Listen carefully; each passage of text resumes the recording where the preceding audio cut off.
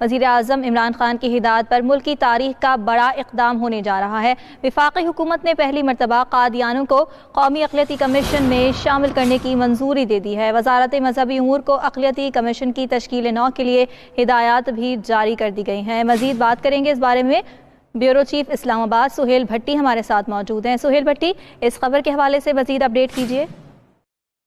جی، وزیر اعظم عمران خان کی ہدایت پر ملک کی تاریخ کا ایک بڑا اقدام کر لیا گیا ہے۔ وفاقی حکومت کی جانب سے ملک کی تاریخ میں پہلی مرتبہ نیشنل کمیشن برائے اقلیت، اس کمیشن میں قادیانیوں کو بھی شامل کرنے کی منظوری دی گئی ہے۔ بنیادی طور پر وفاقی کابینہ کے سامنے وزارت مذہبی امور نے ایک سمری پیش کی تھی، جو کہ آئین پاکستان کے مطابق اور 1993 کی قرارداد کے مطابق اقلیتی کمیشن تشکیل دینے کی سفارش کی گئی تھی، تاہم اس میں قادیانیوں کو شامل نہیں کیا گیا تھا اس اقلیتی کمیشن میں۔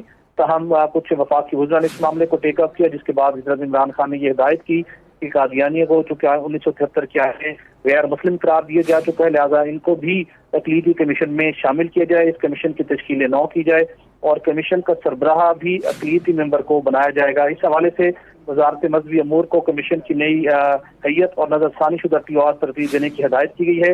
اس کمیشن کے آفیشیل ممبران کی تعداد 7 جبکہ نان آفیشیل ممبران کی تعداد 8 ہوگی۔ 92 نیوز کو موصول ہونے والی دستاویز کے مطابق اس کمیشن میں، جس میں نان آفیشیل مسلم ممبران میں مولانا سید محمد عبد الکبیر آزاد اور مفتی گلزار احمد نعیمی کو شامل کیا گیا ہے۔ ہندو برادری سے جے پال پرجا کو شامل کیا گیا ہے۔ مسیح برادری سے آرچ بشپ فرینکس کو شامل کیا گیا ہے اور اس طرح دیگر جو ممبران ہیں، بالخصوص ڈاکٹر ممپال سنگھ کو بھی شامل کیا گیا ہے اور پارسی برادری سے مس روشن خورشید اور کلاش برادری سے داؤد شاہ کو اس کمیشن میں شامل کرنے کی اصولی منظوری دے دی گئی ہے۔ وزیر اعظم کی ہدایت کے پر وزارت مذہبی امور کو اس کی نئی جو ہیں وہ طے کرنے کے بعد بیورو چیف اسلام آباد سہیل بھٹی، بہت شکریہ۔